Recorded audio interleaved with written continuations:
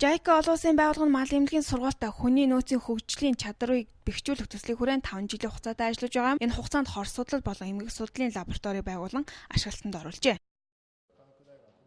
Манай төсөл бол ерөнхийдөө хөдөө аж ахуйн их сургуулийн мал эмнэлгийн сургуулийн чадварыг нэмэгдүүлэх хүрээнд төсөл хөтөлбөр хэрэгжүүлж байна. Чадварыг бэхжүүлнэ гэдэг маань сургуулийн агуулгыг сайжруулах, багш нарын ур чадварыг нэмэгдүүлэх, боловсон хүчин бэлтгэх үүднээс хийгдсэн төсөл хөтөлбөр юм а.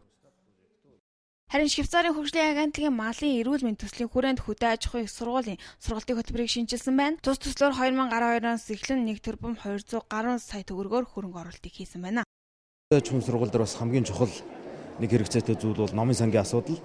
Бид энэ зун номын сангийнхаа барилгыг барьж эхэлж байгаа. Тэгэхээр бүрэлдэхүүн сургуулиуд дээр номын сангийг үйл ажиллагааг одоо нэмэгдүүлэх, хүчин чадлын орчин үеийн бас нэг тоног төхөөрөмж, урд хоноглох, шинэ ном сурах хүчийг худалдаж авах гэдэг их олон ажлууд өрнөж байгаа энэ үед энэ номын сангийн ажил нээгж байгаараа их чухал байгаа.